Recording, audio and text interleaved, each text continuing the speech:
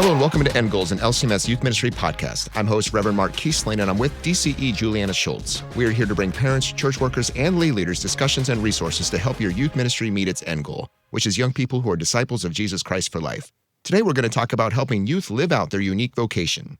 We spent the last few months of the podcast working back through the 7 practices of healthy youth ministry with various practitioners. And it's been important for us to have people other than Mark and I talking about the 7 practices. And we hope that's been beneficial for you and that you're able to see how 7 practices can be practically used out in lives and in ministry. We have one more awesome interview today to kind of close out those 7 practices. Yes, final practice is one that we love to talk about, and that's helping young people live out their unique vocation. It's a practice that we have focused on for helping young people maybe live out their faith with the help of the Holy Spirit, putting that faith into action, maybe having some tangible ways that they reflect the love of Christ and be able to understand God's love for us. And we love to see youth living out their unique vocations as they learn how they are gifted and how they are called to serve others. They're really those everyday actions and those times in relationships as they grow and learn to share the love of Jesus with other people.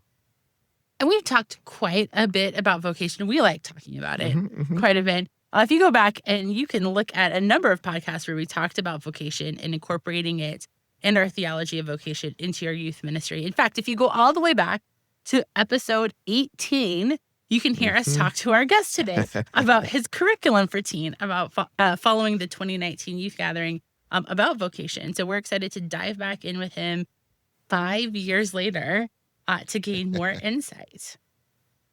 Well, joining us today is Reverend Dr. Mark Koschmann, who serves as the Vice President of Faith and Ministry and Chief Mission Officer at Concordia University, St. Paul. He serves on the executive leadership team and is responsible for assisting the university in maintaining a strong institutional mission and identity as a Christ-centered Lutheran university. In his role, he oversees CSP's ministry and church relations and serves as the chairperson for the Department of Theology and Ministry. Dr. Koschmann assists his congregation as well, Jehovah Lutheran Church in St. Paul, Minnesota, as a pastor, liturgist, and Bible study teacher and confirmation teacher as well. He and his wife, Dr. Kara Koschmann, have 3 children. Thanks for joining us. Great. Thanks so much for having me on the show. I'm really looking forward to our conversation today about one of my absolute favorite topics that I really enjoy teaching to students and then also at my congregation. Yeah, we went back and looked, and we had you talking about this curriculum that I still recommend for people. So we'll put a link to that in the show notes back. And so maybe if somebody has been listening since episode 18, they heard you answer some of these questions before. But in case we have some new listeners, tell us more about your vocations, your roles in youth ministry, and other things that bring you joy. Yeah, thanks so much. Great question. Well, I think what's currently giving me a lot of joy right now is I truly love being a dad and some of the adventures that we are having as a family. So I just thought that's always a good place to start. I think initially my mind always goes to, what's your vocation? And even though I teach that your vocation is primarily your calling to Christ and to be a baptized child of God or calling to your family, I often usually think, my job first, right? And so I want to think about that, but I'm trying to be very intentional about really living into my calling as a dad. My brother and his family are coming to visit this weekend, and so I have a role as an uncle. I've got 4 nieces and nephews that I'm looking forward to spending a lot of time with, and then certainly with my wife and sister-in-law. I mean, just all of us together. I think that calling to be family is really important, that we have really unique roles to play. So those have been quite a bit of fun, including some adventures, hiking. And I also, a new thing since last time we interviewed is that my family has it's my wife's family actually, they have a bog up in Marquette, Michigan. And so, which you're like, you have like, people have overlooked this for like 50 plus years. However, I found that it's like a family property that like my wife's grandma used when she was like 6 or 7 years old, would go hunting for cranberries on this bog. And they're like natural cranberries. Actually, I even have in my office here a bit of this bog, which is funny because people always think that my plant has died, but I'm like, no, like this is what it looks like because it's just kind of a bog. But they still have cranberries on this bog. So this last fall, I discovered this with my kids. We were out traipsing through the family bog, and we found that there are cranberries there. And so that's a new I don't know if it's a calling. Have I been called to the bog? I'm not sure, but it's been wonderful. So that's been great. And then, as I said at the beginning, I truly do find, maybe as both I get older and in my work roles, find the stress and demands that this calling to be back to Christ each and every day. It really, I mean, prayer has taken on a new meaning for me, and actually even lifting up just one passage of scripture. Um, Mm. I'll do regular Bible study and all the prep for class and for preaching, but I start the day with just one verse of scripture, and it's been very helpful just to reflect on one verse and to be kind of anchored in my sense of calling, in my baptism, as a beloved child of God. And that really does sustain me in, my work vocations, which you already shared. But I think for me, it's really trying to be intentional about not just teaching this stuff, but actually living it out and leaning into those other vocations. I have so many questions about cranberries and bogs, but I think we can't hang out there. That might be an off podcast conversation. One of the things we love to hear about from youth ministry leaders and leaders in our institutions around the Synod is about their junior and senior high school years. Can you share for us how Jesus used a key moment or moments or people to keep you or bring you closer to him or the church through those years? Yeah, well, it's a youth gathering year, and I'm very excited actually speaking about this topic at the gathering. But it does remind me that a key event was, for me, my first youth gathering experience was 2001, New Orleans, and our entire youth group went, which was about, I don't know, there were like 35 of us, which felt like a really big group for our congregation. We were thrilled. I did not realize this at the time, but we were given special seating because we had a couple of members of our congregation, youth members, who had various mobility challenges. Two were in a wheelchair and one was on crutches. And I never realized that our congregation had like youth who had various, physical disabilities. But we never thought twice about it until we showed up to the youth gathering, and then we got like these front row seats. But it really was a neat bonding experience to see how all of us came together for that gathering and to also really live out our vocations. Again, I think we're so performance oriented in our culture, and maybe it's even more so today than in the past, of, your value is how much you can do. And I think what I experienced both with how the youth gathering went and then also how the youth leaders and lay leaders in our congregation led was that everyone was valued simply because they're a child of God and simply because they're a human person. And we got to know each other well and leaned on that versus our performance, but so much of our lives, sports teams, school, music, theater, everything is so performance driven. Even social media, right? I mean, it's so performance and ratings and everything like that.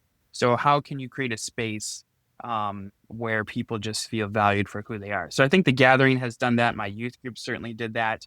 And then we did have some very gifted Bible study leaders who, I remember one, he commuted. I always thought that was so cool because he would commute I grew up in Chicago, and he took the train from the suburbs of Chicago downtown. And I just thought that was so amazing.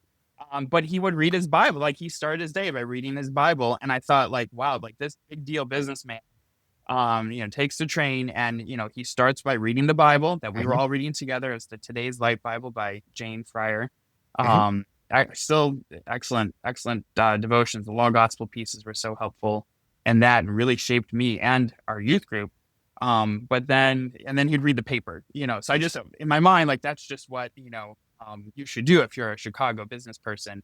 In any case, but what was neat also was for the Bible study, we just dove in deep on the scriptures. And so there wasn't a lot we just used that Bible and had kind of a small group experience around the biblical text. And that was really, really great. And you'd expect that perhaps from your pastor, but from a business person. And we had there was another mom, a woman in the congregation who also had a pretty exciting career, and she also would take time to lead these Bible studies. And so it's just kind of neat. And I would recommend to our listeners just the real value that whether you're a professional church worker or a layperson, a mom or dad, whether you have a career or not a career, like bring those into these conversations. That's so valuable for thinking about vocation, but also sharing about your Christian faith. Absolutely. So you talk so highly about, love the work that you get to do. What do you love about working with young people? You work a lot with young adults, but also in your congregation with your parents and the youth there. What do you love about working with young people? Yeah, that's a great question. So I would say I like the conversation. I really love the curiosity. And the word I was going to throw out there is I really love curling. I'll talk about that in just a moment.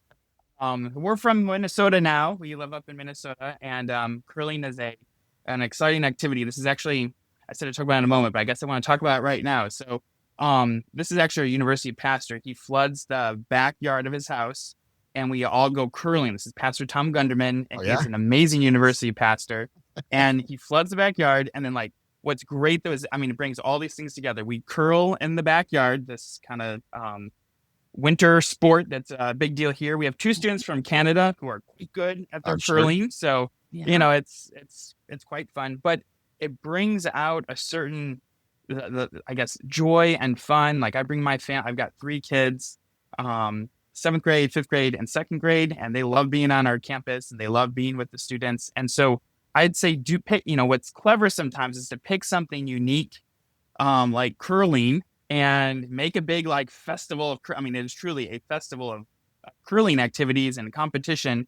And it's fun. And then you interact and kind of expand and grow from there. So I encourage everyone, if you have a hobby or an interest or a passion, again, to our listeners, one way of doing this is to kind of break out of the mold of just, instead of not just meeting on a Sunday morning or a Wednesday night or a Sunday evening, plan a Sunday evening doing something that you love, or if you love cooking something or doing a particular activity, or the other one that our youth church would do is a couple of guys, this is not me, but a couple of guys love to ice fish.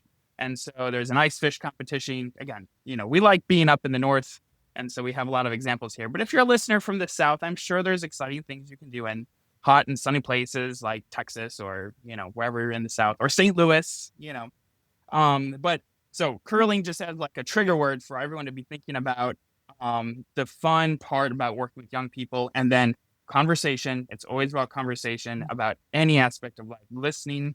So it's engaging in those conversations and listening to what young people want to share, and then helping to create a sense of curiosity.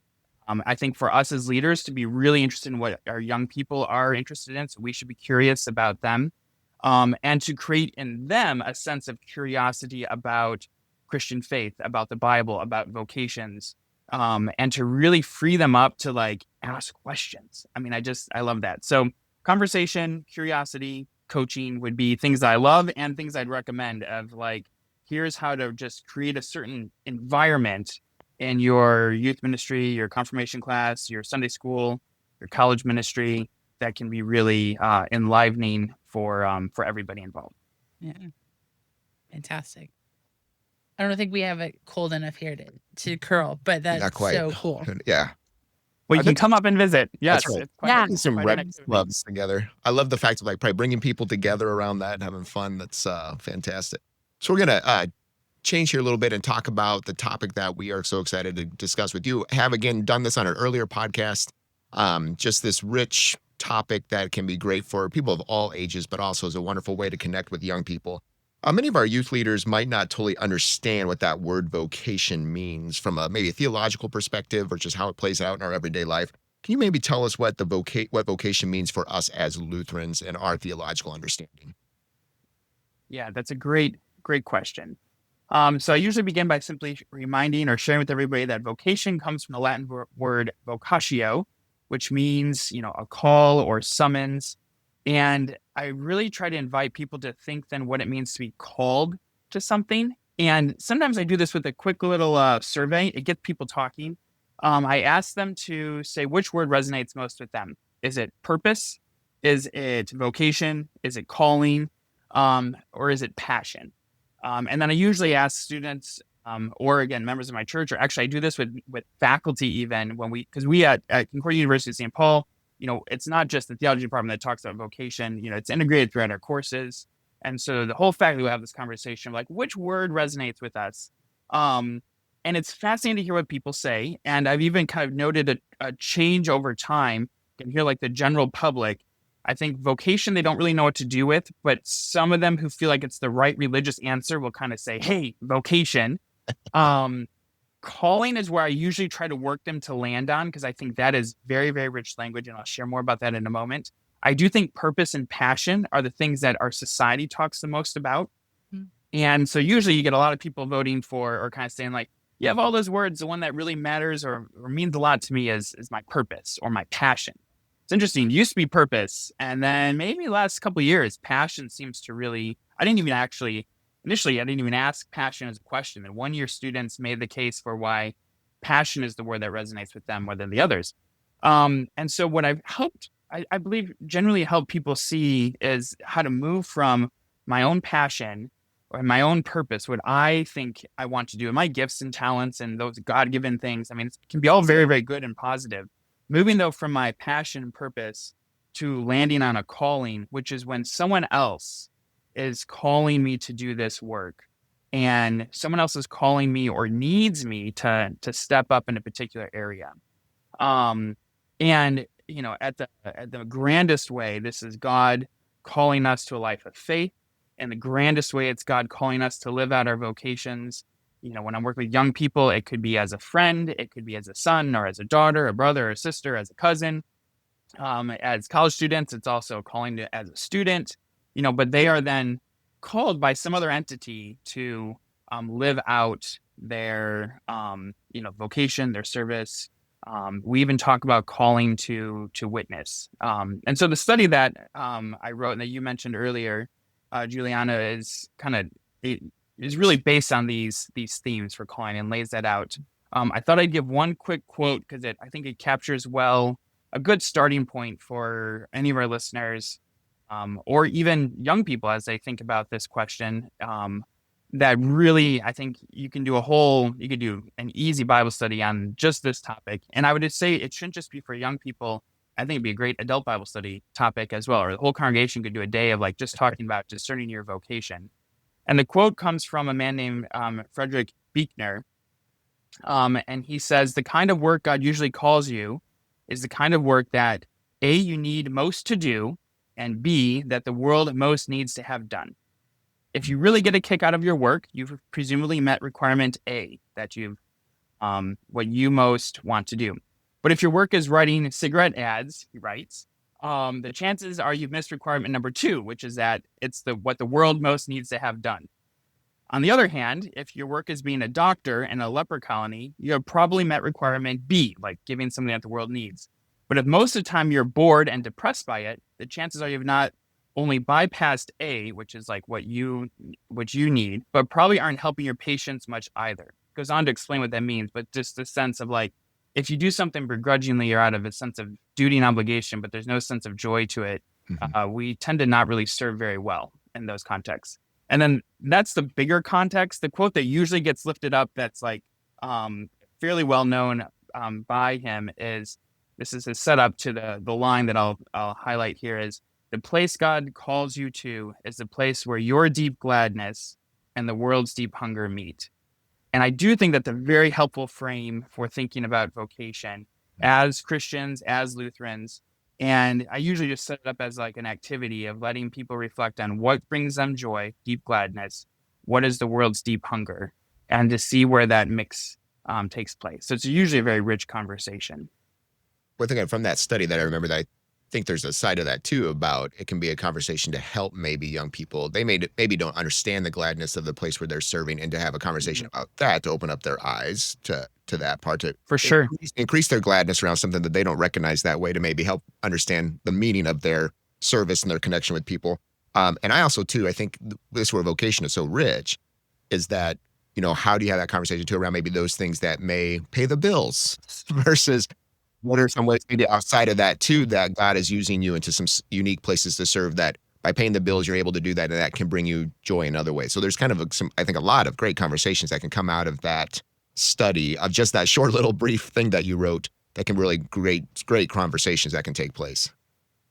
Yeah, absolutely. And again, I think what the advantage of calling is that it also does call out, like, we do have responsibilities.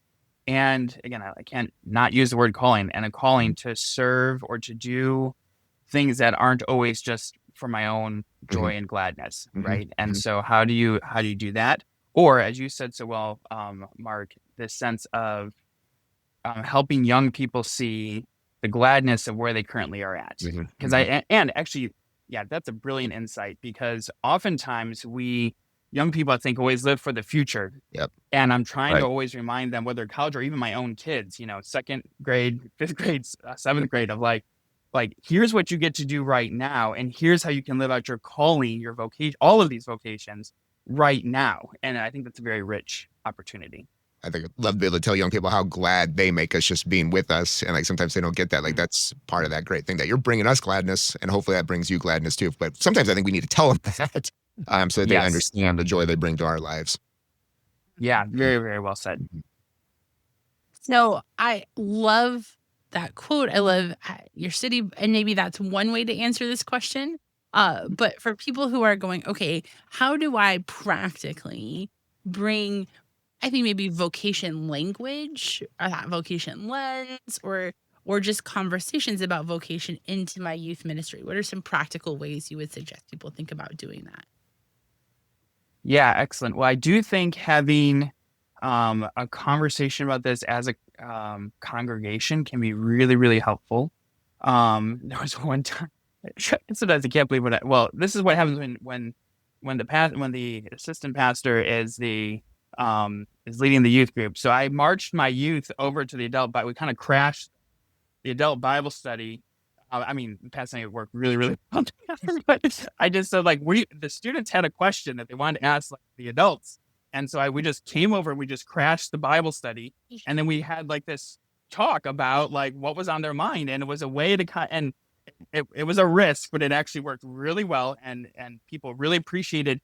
Part of it was adults don't always hear, because they don't give the young people time to do this, hear the really brilliant insights and thoughts and reflections the young people have. So for me, I was like, we were having a really great conversation, and I wanted to take them to actually share what they're sharing with me, Mhm. with both their parents and with the older members of our congregation. So I'm a big fan of opportunities, not every time, but of bringing people together around a topic, and for the older members of the congregation to actually reflect and think and listen to the young people. So I think that's pretty neat. Um, so I'm very much about kind of integrating these pieces. Another idea that I found is really helpful is to invite young people back. So invite your college students back to your high school and like your high school youth group, and have them share about their college experience, their faith experience, and their vocational journey. I think that can be really enriching. And it's not just for the high schoolers. That is so affirming for the college students, who oftentimes don't want to come back. They don't want to go back to the high school youth because they're now in college. But if they come back as someone who can share or present, man, like that's amazing. I also think involving lay professions. I shared this story earlier about how, like, our small group Bible study leaders, my dad was the pastor, so he was very involved, and we had two lay ministers as well who were professional church workers. But we had a lot of volunteers and who were parents and who then had these other professions. And so I think it's great to bring in those, have a panel of, actually just a couple years ago, we had an engineer speak about her, and she was the youth gathering, one of the chaperones, and she was an engineer, or is an engineer, and did a really nice job talking about her faith and what it means to be an engineer, and her role as a mom and as a spouse. So I think those opportunities can be somewhat practical, of just getting the conversation started. And you don't, a lot of this Bible study that I wrote, I mean, some of it's just activities of like, here are a couple of questions, and here's like an opening comment or a quote, and let it happen, go for it. That's great. And I love the connection, like that learning, hands-on, like very direct, and getting outside of just, again, hearing maybe church work professions, but lay people who still see how that integration of faith and those daily duties, whether it's career or other things that happen, I think just adds to that depth for a young person to be able to attach to and be able to find those connections, which is great. Another time that we talk about kind of talking about vocation, maybe also figuring that out for young people, is that give them space in the church for service and leadership. How can maybe helping finding those roles at church help them better understand their vocations? Yeah, I feel really strongly about this of getting young people involved in all aspects of the church.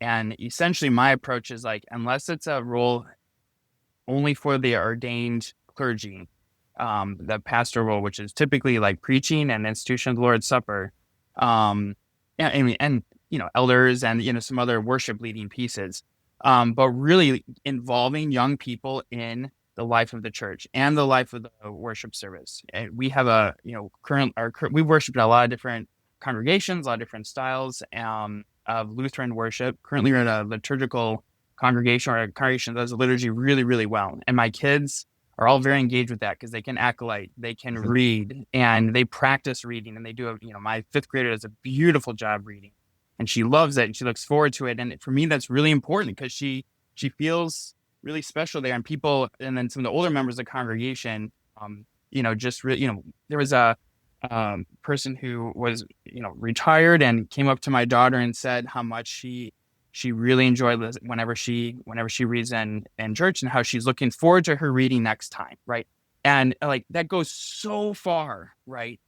For helping these young people feeling really connected. And I think your study, this the book and the study that the Youth Ministry Office has put out, and that you guys have been reflecting on through this podcast series as well, I think has also emphasized the role of young people need faith formation, or faith mentors who aren't just their parents. They need several of these.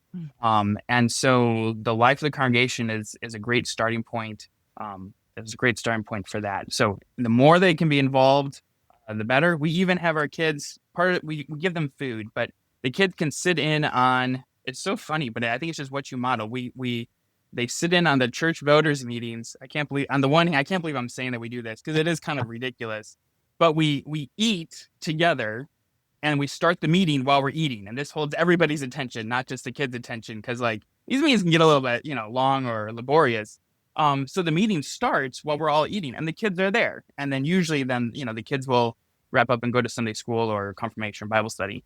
But we start together. And I think that is really a key way to involve them, so they kind of know what the work looks like at the church. Yeah, and being able to, we talk about that being super valuable. It helps them to know, have a level of ownership, lets them know that they're valued, their thoughts are valued, that like this is not just something that's exclusive for parents and grandparents. Like it's something that they can be a part of right away, which is so important. Kind of thinking about vocation maybe outside of the church a little bit, and knowing how challenging the world can be to young Christians who are in schools and work settings and sports settings that maybe would challenge their faith. As youth go out into the world, how might that theology of vocation help them to face challenges and struggles that they're going to experience as young Christians in our broken world? Yeah, I appreciate you asking this question. And I think, again, this is why the language of calling is so helpful, even over and against purpose or passion, is that calling reminds you that that God and even other people are both recognizing the work that you do, validating the work that you do, and that there's a need beyond yourself. So those days that are really tough, I work with our physical therapy graduates, it's a graduate level program, doctor in physical therapy students, and I do a 5-part series on vocation with them. And, we talk about like, all right, there's some days, right now they're all passionate and thrilled about being physical therapists, but there could be a time like they'll have a really rough day at work, and, what's going to help them remain motivated? Well, if you have a sense of calling, if you have a sense of vocation, then it's like, I show up because like these patients really are benefiting from what I'm doing, or I'm part of a team. And I also try to build up for them the value of sharing this then with their work setting. Because if you're, and again, I realize not every work situation is like this, but we definitely have this at Concordia University, St. Paul, in our department. And I think a lot of ministry settings have this. And I think I have a friend at 3M, which is big company here in Minnesota.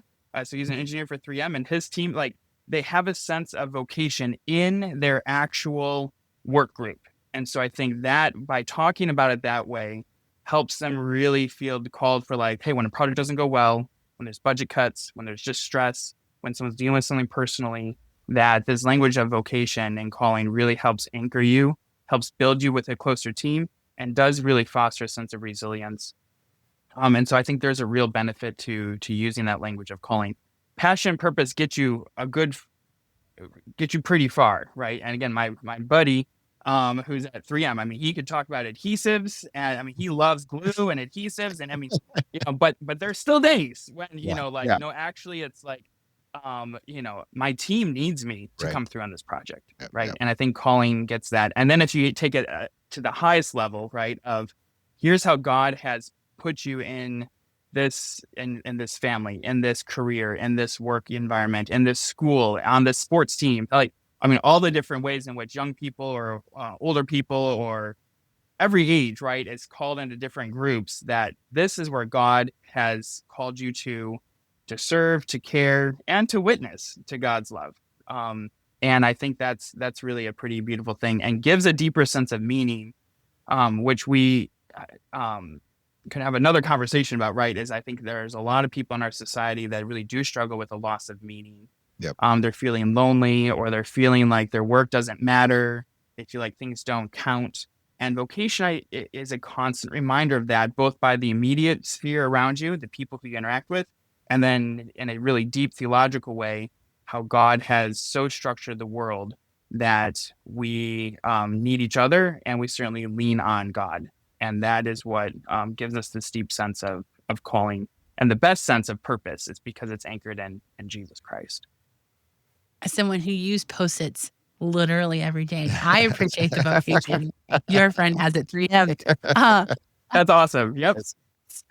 Tell them it helps us get work We're done. the world's great. Exactly. That makes a difference. Adhesive. Exactly. And actually, on that note, I will also say that one thing that I found interesting, because I've been teaching on this for, I've been at CSP for 10 years. So I've been teaching on vocation since day one, and I was a pastor for 4 years prior to that, and vocation is a part of my work there. But experiencing the pandemic and talking about the essential, and kind of hearing our society value and recognize the essential workers as like people who deliver the mail and their grocery workers. We had so many, I didn't even realize. One member of my church, he also works for 3M. He's a supply chain manager, and I don't think, he's an elder. I knew him as an elder. He's a great dad. He's a good friend. But I had no idea he was a supply chain manager. But then during COVID, all of a sudden, like, his role was very, very important, Right. and dealing with all sorts of stuff. And so I think what was, one of the benefits of reflecting on the whole pandemic and reflecting on like essential workers is that it did lift up other professions that we maybe don't initially think are service oriented, but actually really, really are. Mm-hmm. Yeah, absolutely. Part of what we talk about in living out unique vocations is that for some students, we want them to consider one of the many church work professions. If you think a student is gifted for church work, what might be some specific things you would do to encourage them? They should come to CSP. I was going to say, and you're going to start telling them to come to CSP. Or any of the Concordias. Absolutely. We all have friends and professional contacts and graduate, we're all connected in the Concordias at all the institutions. But really, I think, certainly as someone who works at Concordia St. Paul, we have very much committed ourselves to trying to make church work programs both affordable and to really bolster them. And the other Concordias are doing the exact same thing, and that's excellent. We are saying the phrase that I like to use and that others use is that a rising tide raises all ships, right? I mean, the sense that like if we're able to get more energy behind church work professions, all of us are going to be raised up, right? As far as like there's going to be more coming. So I think that there's a real value in emphasizing this to the church body. Specifically, what this looks like in a congregational setting, I think it's great when parents can encourage, well, some of it depends, I suppose. If you're a church worker as a parent, you're going to want other people other than you to identify this in your kids Yes. that they really have a gift for ministry. So, I think that there's a certain element that has to be carefully thought through as those of us who are professional, pastors and professional church workers. But I think if that's not in your experience, I think it's also valuable for, let's say it's not in your family's, it's not your parents' career, it's not your career. If you're one of our listeners that's a lay leader and you have a different profession, but that you also could encourage your own kids to pursue and think about church work. I think sometimes we have this sense of like, almost like the military families are military families and church work families are church work families, right? I think we could try to break that down a little bit. And I think we do, many of us do, but I think there's value of just saying, hey, let's just explore what this looks like to be a pastor, to be a DCE, to be a teacher at a Lutheran school. Super, super important for all those vocations and all the different types of church professions that we have. Or even, sometimes students, when they think about their love for media, or even, influencers on social media are a big deal right now. How could someone who has those gifts and interests think about using that in service to the church? And I think that's maybe not exactly like a church work profession, but I think it definitely should be a part of the conversation of helping young people see that their interests and gifts can all be used to align to serve the church more broadly. I think I'd probably land by just continuing to emphasize the value of the conversation and creating a sense of curiosity and of recognizing how God is going to use and guide the church and all of us in the church to fulfill his purposes. He's the one who's doing the calling. He's the caller. He's calling us to serve, to witness, and to live and grow in him. Well, thank you so much for sharing your thoughts and your insights about vocation for our listeners. We really appreciate all that you do at CSP and for the church. Likewise. Thank you both so very much and for all that you're doing to lift these important topics up to our church body and to all of your listeners. Thank you so much. Thanks, Mark.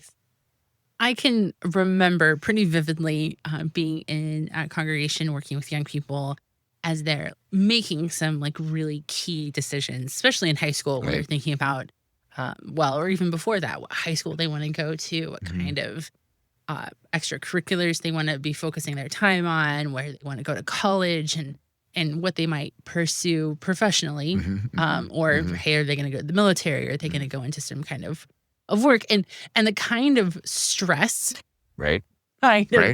anxiousness, and I think that's only grown over time, this pressure we have for young people to make decisions. And I love that, as we talked about here, that theology of vocation really does boil down to these places where, like, where has God uniquely gifted you and what are the needs of the world? And in those spaces of overlap, that is where, you have this opportunity to live out who you are as a baptized child of God and use the gifts that God's given you to do any number of things. And there's just one right answer, but there are some clear answers that you can take to help you kind of center that decision-making process. Yeah, and I think I love about our teaching on vocation too, is about how it's so focused on relationships too. So like it is, yes, the career and big picture things too, but it's the small ideas too of understanding your role as a child and maybe as a future parent or whatever it might be, that they're so strongly tied about how God works through you, through your vocation. And so just those powerful things already give purpose to life for young people in their everyday life, but then also be looking at those key relationships as they move forward, as those will change post-high school. That God doesn't change and God is with us through those and continues to give us those vocations to serve in the different phases of life. And that's, I think, another great thing about teaching a vocation is that every phase of life you can have those conversations from the youngest to the oldest in our churches and in our families to be able to say there's a purpose God has given to you in many different ways that he works through you and how you're using your gifts and your abilities. Yeah, I love that. The story of the youth leader who's in Chicago. I made a joke. I think certainly I know we had a youth leader like that who worked in downtown Chicago, would talk about how his faith impacted the things he was doing as an engineer. Mm-hmm. And that was a great example for young people, Right. but also was a good reminder for him as he told that about the value that his gifts and skills bring to the body of Christ as he travels on the L, Mhm. as he walks Mhm. to the office, as he's in the office, and the ways that he's able to share the gospel in big ways and small ways in that. And as you grow up, right, then you have an opportunity to do that for this next round of young people as they and model for them what that looks like. Yeah, I think young people see in their lives, and maybe things will change. We don't know, but like how, generally probably people aren't naturally maybe coming to the church building who are not Christians and don't have that relationship there. Right. And it's going to start by someone riding the L Right. or at a coffee shop or something to where they're going to ask questions maybe and start to have those conversations and build relationships. And I think our young people are aware of that in their everyday life. And so it just prepares them for a life of that, to be able to, again, share God's word, show the love of Christ in relationship with people. And Vocation allows such a great way to talk about that and to encourage them to do it as well. Yeah, and it's such a powerful reason why that relationship with supportive adults can be Yep. so good too. So a couple of closing questions for you to consider. How do you help young people think about their gifts and how they are using them to the service of God? How can teaching Vocation help young people understand the value of relationships in their daily lives? And then finally, how are you encouraging adults who have various vocations to talk to youth about how they live out their vocational roles every day? We will continue to keep you in our prayers as you live out your many vocations and as you help youth to understand the unique vocations God has given them. NGOL's podcast is a production of LCMS Youth Ministry and KFUO Radio. To find links mentioned in the episode or more about LCMS Youth Ministry, go to kfuo.org/youthministry and find resources for youth ministry at youthesource.com. Thank you for listening and caring for the young people of our church.